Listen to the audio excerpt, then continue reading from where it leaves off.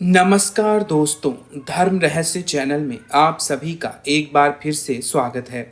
आज दर्शकों के प्रश्न और उत्तर श्रृंखला में कुछ नए प्रश्नों को लेंगे जो कि एक साधक के द्वारा पूछे गए हैं। तो चलिए पढ़ते हैं इनके प्रश्नों को और जानते हैं कि कौन से प्रश्न इन्होंने पूछे हैं। प्रणाम गुरुजी, प्रणाम जय माता पराशक्ति। गुरुजी, मेरे कुछ प्रश्न हैं, कृपया इनके उत्तर वीडियो बना करके दें। कौन सी अप्सरा जल्दी अनुभव करवाती है या जल्दी सिद्ध होती है? क्या यक्षिणी अपने साधक को जान से मार सकती है? क्या कोई साधक रात में अप्सरा साधना और दिन में किन्नरी साधना कर सकता है? ब्रह्मचर्य के लिए कौन सा योग किया जाता है? ऐसा कौन सा योग है जिसमें 3 से घंटे सोकर के 6 घंटे की नींद भी पूरी की जा सकती है? योगिनी और स्वर्ग के देवी देवता इनमें से अधिक उच्च कौन है? कोई साधक यक्षिणी या अप्सरा का सिद्धि करने के बजाय उसका आवाहन करके केवल उससे वरदान प्राप्त करे, उसके बाद वो शक्ति साधक के साथ रहने के बजाय अपने लोक में चली जाए, क्या ऐसा हो सकता है? कोई साधक अगर पिशाचनी सिद्ध कर लेता है, उदाहरण के लिए काम पिशाचनी, तो उससे कैसे छुटकारा पाया जा सकता है? ऐसा कौन सा व्रत है जिससे अधिक से अधिक पुण्य प्राप्त किए जा सकते हैं? तो यह कुछ 9 प्रश्न इन्होंने पूछे हैं। तो चलिए शुरू करते हैं इनके प्रश्नों का विस्तृत उत्तर। तो पहले प्रश्न से शुरू करते हैं। इन्होंने पूछा है कि कौन सी अप्सरा जल्दी अनुभव करवाती है या जल्दी सिद्ध होती है? देखिए, इस बारे में साधकों ने बहुत पहले भी कई तरह से इसी प्रश्न को पूछा है। तो मैं बता दूं कि कोई भी साधना, चाहे आपके लिए वह 1 दिन की लिखी हो, 21 दिन की हो, 41 दिन की हो या फिर इससे भी लंबी हो, इस बात से अनुभव करवाने की जो बात है वह किसी भी प्रकार से इसका कोई सटीक जवाब नहीं है। कारण यह है कि साधना करने वाला हर व्यक्ति अलग अलग होता है और किसकी तपोबल ऊर्जा ज्यादा है, किसकी कम है, कौन कितना ज्यादा ध्यान से करता है, किसके मन में कितनी पवित्रता है, शक्ति किससे अधिक आकर्षित हो रही है, यह सारी बातें जो हैं एक साथ जुड़ती हैं और तभी अप्सरा उसी के अनुसार अनुभव करवाती है। हो सकता है जो लोग कहें कि जिस साधना में कम दिन लिखे वो जल्दी अनुभव हो जाएगा, ऐसा बिल्कुल भी नहीं है। यह खुद के अनुभव की बातें हैं और मैं इस बात को स्पष्ट रूप से कह सकता हूँ कि साधक कभी इस बात के लिए कि मुझे कब अनुभव होगा, कितनी जल्दी होगा, कितनी देर में होगा, यह उसकी एकाग्रता पर ही निर्भर करता है।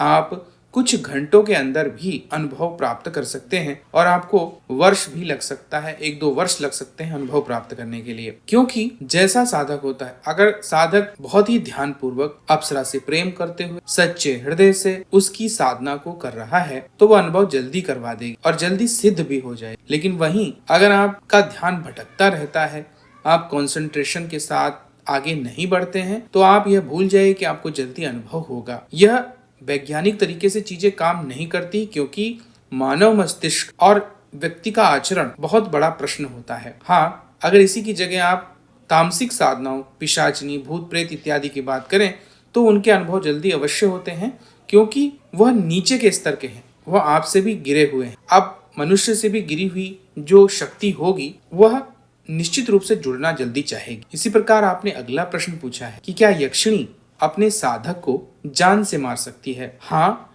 यह बात सत्य है कि यक्षिणी भी अपने साधक को जान से मार सकती है। यह कई स्थितियों में हो सकता है। सबसे पहले तो अगर कमजोर दिल वाला कोई साधक साधना कर रहा है और वह किसी भयानक या उग्र स्वभाव वाली यक्षिणी की साधना कर रहा है, तो हो सकता है वह इतना ज्यादा डर जाए कि उसका हृदय गति रुक जाए। हालांकि यह अभी तक देखने में आया है कि कोई भी शक्ति अपने साधक को साधना के करने पर मारती नहीं है। हाँ, लेकिन कुछ शक्तियां उसके सहारे में जुड़कर वहां आ सकती हैं जो उससे अलग प्रकार की होंगी, वह ऐसा कर सकती हैं, लेकिन ऐसा देखने में नहीं आता।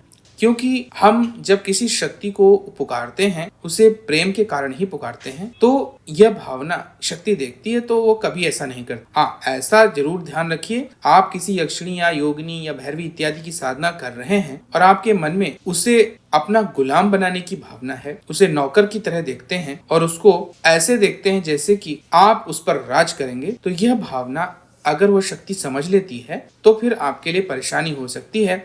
वो आपकी बहुत कठिन परीक्षा ले, या फिर आप उसकी संपूर्ण शक्तियां प्राप्त करना चाहते हैं। और अधिकतर इस तरह की शक्तियां यक्षिणी इत्यादि में हम पत्नी के रूप में जब किसी भी शक्ति को प्राप्त करते हैं पुरुष के लिए, ऐसे ही स्त्री के लिए अगर वो किसी पुरुष साधना को कर रही हो, पति के रूप में प्राप्त करना चाह रही हो, तो सबसे ज्यादा परीक्षा होती है। और इसी सबसे ज्यादा परीक्षा को इसलिए लिया जाता है क्योंकि संपूर्ण शक्ति उस शक्ति की उस व्यक्ति या स्त्री या पुरुष को प्राप्त होती है सिद्धि के बाद। तो ऐसी अवस्था में कठिन परीक्षा में भी खतरा उत्पन्न हो सकता है, क्योंकि हर एक साधक ऊर्जा का अलग अलग स्तर उसके अंदर होता है। वह उसे जीत पाएगा अथवा नहीं जीत पाएगा, यह अलग अलग बातें होती हैं। दूसरी बात, सिद्धि के बाद अगर आपने किसी सक्षिणी को वचन दिया है कि आप मेरी पत्नी हैं, तो आप किसी अन्य नारी के साथ शारीरिक संबंध ना बनाइए, क्योंकि यह बात किसी भी शक्ति को पसंद नहीं आती है कि जिसको प्राप्त करने के लिए आपने तपस्या की, वह शक्ति फिर आपको अपने लोक को छोड़कर आपके पास आ गई, आपके जीवन में वह जुड़ गई। ऐसे में आप किसी अन्य स्त्री के साथ शारीरिक संबंध कर रहे हैं या पुरुष के साथ रख रहे हैं, यह बात शक्तियां बर्दाश्त नहीं करती हैं और ऐसे में भी वह जान से मार सकते। तो इसका भी आपको ध्यान रखना है, या फिर आप वचन ले लीजिए, तब भी आप इस चीज से बच सकते हैं। क्योंकि बात जब होती है खुली खुली तो समस्या नहीं होती है, अगर बातें दबा के या छुपा के की जाती हैं तो वह बहुत नुकसानदेह होती है। क्या कोई साधक रात में अप्सरा साधना और दिन में किन्नरी की साधना कर सकता है? देखिए, मैं पहले बता चुका हूँ, ये प्रश्न कई बार पूछा गया है कि कोई भी साधना हो, अगर आप तांत्रिक साधना कर रहे हैं, तो अगर अप्सरा की साधना कर रहे हैं तो उसके साथ किसी अन्य दूसरी कैटेगरी की शक्ति की साधना नहीं करना है, आपको बिल्कुल भी नहीं करना। अगर आप ऐसा करेंगे तो आपको सिद्धि नहीं मिलेगी, फिर दोनों की ही सिद्धि आपको नहीं प्राप्त। जिसकी भी पूजा या साधना हम करते हैं, उसकी ऊर्जा, उसका जो एक वर्ग है, वह शक्तियां हमसे जुड़ने लगती हैं। तो इसके कारण से आप के अंदर उसकी ऊर्जा विद्यमान होती है, उसकी ऊर्जा के कारण ही उसका लोक का द्वार भी आपके लिए खुलने लगता है। ऐसे में अगर आप किसी दूसरी तरह की साधना को करेंगे तो फिर उसका और आपके दोनों का मिक्सचर हो जाएगा, और यह मिक्सचर कभी भी किसी भी लोक में जाने योग्य नहीं होता। ठीक वैसे ही कि अगर आपने मीठा पानी है और उसमें थोड़ा सा नमकीन पानी डाल दिया तो आपको स्वाद उसका बदल जाएगा। अब स्वाद बदलने की वजह से जो भी व्यक्ति मीठा पीता होगा उसे पसंद नहीं आएगा, और जो भी नमकीन पीता होगा उसे भी नहीं पसंद आएगा। इसीलिए दो साधनाएं कभी भी एक साथ नहीं करनी है। एक साधना पूरी कर लीजिए, अगर सिद्धि नहीं प्राप्त होती है तो कई बार प्रयास कीजिए, अगर फिर भी सिद्धि नहीं प्राप्त होती है तो फिर साधना को विसर्जित कर दीजिए, उसके बाद दूसरी साधना शुरू कर सकते। किंतु कभी भी दो साधनाएं एक साथ ना करें। बड़े देवताओं की जिनकी कृपा प्राप्ति के लिए हम साधना करते हैं, वह साधनाएं एक दिन में की जा सकती हैं, कई प्रकार की जा सकती है। जैसे कि सुबह कोई भगवान शिव के मंत्रों का जाप करता है, दोपहर में माता के मंत्रों का जाप करता है, शाम को भगवान विष्णु के मंत्रों का जाप करता है, रात्रि में भैरव जी के मंत्रों का जाप करता है। यह कृपा प्राप्ति के लिए साधना हो रही है तो आप कर सकते हैं, नुकसान नहीं है और ना ही कोई परेशानी। लेकिन तांत्रिक साधनाओं को एक में दूसरे में मिक्स नहीं। अगला प्रश्न पूछा है कि ब्रह्मचर्य के लिए कौन सा योग किया जाता है। इस संदर्भ में अब जल्दी ही मैं आप लोगों के लिए धर्म रहस्य लाइव में एक वीडियो बना करके डालूंगा। उसमें ब्रह्मचर्य के लिए बहुत सारे आसन बताए जाते हैं, लेकिन एक यह आसन ऐसा होता है जिसकी वजह से हमारे जो यौन अंग है उन पर दबाव पड़ता है, जो एक प्रकार से फिर रुकने की शक्ति या स्तंभन की शक्ति, या यूं कहिए कि मन का ब्रह्मचर्य से उचटना भी उसमें शामिल है होता है। तो यह योग कैसे किया जाता है? लेकिन इस योग के बारे में मैं ये कह सकता हूँ कि आपको ये ध्यान रखना है कि 1 घंटे से ज्यादा इस योग को नहीं करना चाहिए, अन्यथा व्यक्ति नपुंसक भी हो सकता है। तो हालांकि बहुत कठिन भी योग नहीं है, लेकिन इसको करने से ब्रह्मचर्य पर बहुत अधिक असर पड़ता है। इसकी जानकारी मैं आपको धर्म रहस्य लाइव मेंबरशिप वीडियो में दूंगा। अब अगला प्रश्न आपने पूछा है कि कैसा कौन सा योग है जिसमें 3 घंटे सोकर 6 घंटे की नींद को पूरा किया जा सकता है। देखिए, योग की तो बात नहीं कह सकते हैं, लेकिन हाँ ये अवश्य कह सकते हैं कि व्यक्ति जिस हिसाब से कर्म करता है और जिस हिसाब से उनका जीवन भर का या दिनचर्या का जो आचरण है उसके अनुसार कार्य करता है, तो वह 3 घंटे में भी 6 घंटे की नींद पूरी कर सकता है। यह एक विशेष बात है और आपको अपने शरीर को इस तरह बनाना पड़ता है, क्योंकि आप ऐसा बनाएंगे तभी ऐसा हो पाएगा। अगर आप बहुत मेहनत दिन भर करते हैं तो आप 2 घंटे में भी पूरी नींद कवर कर लगते हैं। जो शरीर से कम व्यायाम करते हैं उनके लिए नींद पूरी होने में बहुत समय लगता है, और जबरदस्ती नींद नहीं आनी चाहिए। नींद अचानक से और स्वयं से आनी चाहिए। बिस्तर पर जाएं और अगर आंखें बंद करते ही अधिकतम 5 मिनट के अंदर नींद आ जाए तो समझ लीजिए आपका शरीर स्वस्थ और शरीर इस कार्य के लिए बिल्कुल तैयार है। क्योंकि नींद का जो एक आचरण है वो यह भी है कि शरीर की जो कोशिकाएं हैं, अंदर की जो ऊर्जा है, वो नींद के समय ही मेंटेनेंस का काम करती है, या यूं कहिए कि जो हमारी कोशिकाएं टूट गई होती हैं शरीर के अंदर कर्म करने के कारण, उनको हीलिंग करती है, उनको निर्मित करती है, फिर से बनाती है। और इसीलिए शरीर को सुलाया जाता है ताकि शरीर सो जाए और उस समय जो भी शरीर की कोशिकाएं अंदर टूट गई हैं फिर से उनका निर्माण किया जा सके और फिर से व्यक्ति तरोताजा होकर उठ सके। अब अगला प्रश्न पूछा है कि योगिनी और स्वर्ग के देवी देवता इनमें से अधिक कौन उच्च है? तो देखिए, इसका भी सही उत्तर नहीं मिल सकता है। कारण क्या है कि स्वर्ग में भी योगिनियां निवास करती हैं, स्वर्ग से उच्च लोकों में भी योगिनियां निवास करती हैं और स्वर्ग से नीचे के लोगों में भी योगिनी शक्तियां निवास करती हैं। इसीलिए यह नहीं कहा जा सकता कि स्वर्ग के देवी देवता अधिक उच्च हैं या योगिनी अधिक उच्च शक्ति है। लेकिन अगर सामान्य तौर से देखा जाए तो हम ये कह सकते हैं कि स्वर्ग के देवी देवता अधिक उच्च हैं योगिनी से, क्योंकि जिन योगिनियों को हम पूर्ण सिद्धि के लिए बात करते हैं तो वह तभी सिद्ध हो सकती हैं जब उनकी ऊर्जा का स्तर इतना ज्यादा नहीं है कि कोई व्यक्ति उन्हें सिद्ध नहीं कर सकता है।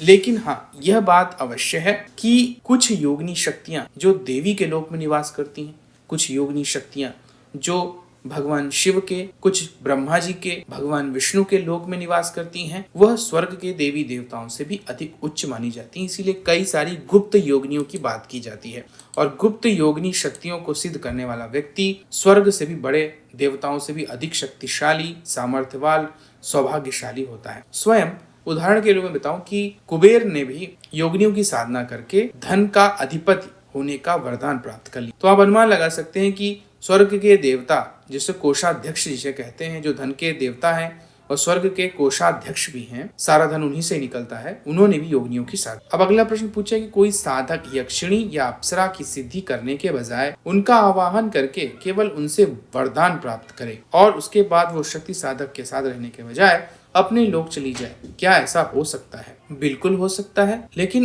अधिकतर क्या होता है कि हम इतनी ज्यादा साधना करना नहीं चाहते, क्योंकि अगर हम बहुत बड़ी शक्ति को प्राप्त करके उससे वरदान की बात करने लगेंगे तो वह उसका स्तर बहुत ऊंचा होता है और बिल्कुल यह प्राप्त किया जा सकता है। जैसे साधक ने अगर उन्हें माँ, बहन, पत्नी, प्रेमिका के रूप में न देखकर देवी के अंश के रूप में देखा और तब उनकी साधना की तो निश्चित रूप से वह वरदान देने योग्य होती हैं। ये जब किया जाता है तो इसके लिए आपको कम से कम 5 से 10 वर्ष तक लगातार उनके तपस्या रूपी तरीके से उनकी साधना करनी चाहिए। तब होता यह है कि सारी अप्सराएं रुक जाती हैं और उनमें से किसी अप्सरा का चयन देवी स्वयं कर दे, क्योंकि आपने यहाँ पर अप्सरा को किसी प्रेमिका के रूप में नहीं देखा, माँ, बहन इत्यादि के रूप में भी नहीं देखा, आपने उन्हें देवी के अंश के रूप में आवाहन दिया है। तो जब तक कि कोई अप्सरा इतनी पावरफुल नहीं हो जाती है, माता स्वयं किसी अप्सरा का चयन नहीं कर देती हैं, तब तक कोई अप्सरा आपके पास नहीं। और जब ऐसी अप्सरा आपके पास आती है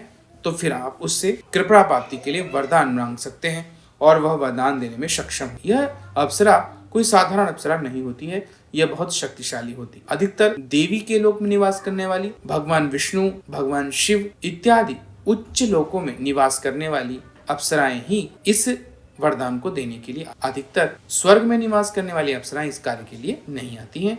ऐसा ही यक्षिणियों के साथ भी होता है, क्योंकि चाहे वो यक्षिणी हो और चाहे अप्सरा हो, हर एक स्तर पे हमें उपलब्ध है। यक्षिणियां पृथ्वी में भी निवास करती हैं, कुछ अप्सराएं पृथ्वी में भी निवास करती हैं और कुछ यक्षिणी भगवान शिव के शिव लोक में निवास करती हैं, कुछ ब्रह्मा जी के ब्रह्म लोक में, भगवान विष्णु के विष्णु लोक में, इसी तरह अप्सराओं का भी है। तो ये जो बड़ी शक्तियां हैं वह वरदान ही देती हैं, क्योंकि हम उन्हें पूरी तरह सिद्ध नहीं कर सकते हैं, उनकी सामर्थ्य बहुत ज्यादा है। तब ऐसा होता है कि वो अपने लोक में चली जाती हैं वरदान दे करके। ठीक वैसे ही जैसे ब्रह्मा जी से वरदान प्राप्त करने के बाद राक्षस लोग उनसे वरदान प्राप्त कर लेते थे और ब्रह्मा जी अपने लोक में लौट जाते थे। अब अगला प्रश्न आपने पूछा है कि कोई साधक अगर पिशाचिनी को सिद्ध कर लेता है, उदाहरण के लिए अगर कोई काम पिशाचिनी को सिद्ध कर लेता है तो उससे एक छुटकारा कैसे पाया जा सकता है? इस संदर्भ में भी मैंने बताया हुआ है, अगर कोई साधक किसी साधना को कर तो उसी साधना का विसर्जन भी करना होता है और ये लगभग उतना ही होता है जितना कि एक बार की प्रक्रिया में उस साधना, यानी कि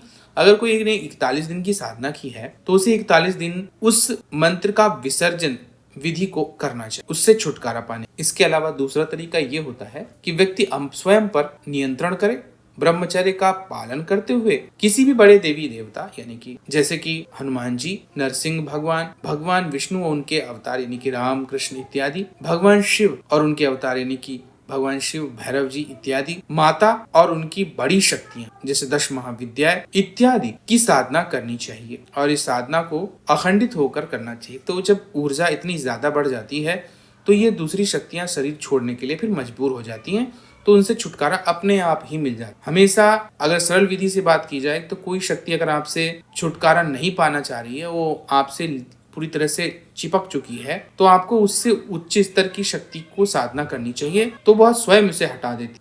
जैसे कि अगर किसी ने पिशाचनी सिद्धि की है, तो अगर वह भैरवी सिद्धि करेगा तो वो पिशाचनी को वहां से भगा दे निश्चित रूप से। और अगर भैरवी भी किसी कारणवश आपके साथ उसी तरह आ गई है और वह नहीं चाहना चाहती है आपके जीवन से, हो सकता है आप बड़े तपस्वी बन जाएं, तब आपको क्या करना है, तो आपको देवी माँ की साधना करनी चाहिए, उनके 10 महाविद्या को सिद्ध करना चाहिए, किसी भी स्वरूप को, तो वो वहां से उनको हटा दे। तो इसी तरह हर शक्ति से बड़ी शक्ति की अगर आप और बढ़ेंगे तो निश्चित रूप से आपको उससे छुटकारा मिल जाता है।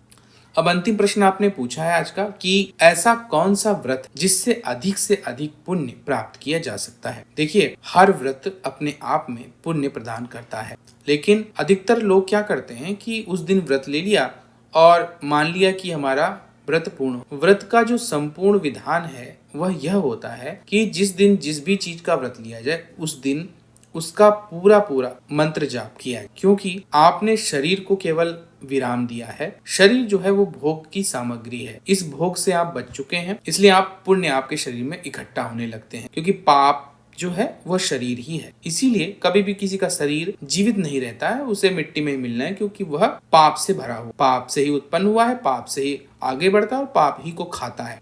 इसीलिए अंततोगत्वा जल भी जाता है या दफन हो जाता है, अंतोगता मिट्टी से बना मिट्टी में ही मिल जाता है। इसीलिए जब व्रत करते हैं तो शरीर को भोजन न मिलने के कारण हमारा मन जो है वो स्थिर होने लगता है। अब मन तो स्थिर हो गया, लेकिन मन का उपयोग या उसमें पुण्य प्राप्त करने के लिए विशेष प्रयास हमने क्या किया, तो लोग इस बात को नहीं समझते। व्रत का असली महत्व तभी है जब आपने व्रत लिया हो और उस दिन अधिक से अधिक मात्रा में मंत्र का जाप कीजिए, ध्यान कीजिए, साधना कीजिए, तभी आपको अधिक से अधिक पुण्य की प्राप्ति होती है। जैसे कि हम लोग जानते ही हैं कि अगर बात की जाए अधिकतम पुण्यों की, तो सबसे बड़े पुण्य देने वाली 4 रात्रियां हैं। इन 4 रात्रियों के दिन अगर आप व्रत करते हैं, साधना करते हैं, तो बहुत प्रॉफिट है, आपको बहुत ज्यादा लाभ होने वाला है और बहुत ज्यादा पुण्य इकट्ठा हो। और सबसे ज्यादा जो व्यवस्थित रूप से हम जानते ही हैं कि 9 दिन चलने वाला जो नवरात्रि हो वह सबसे ज्यादा पुण्य को देने वाला है।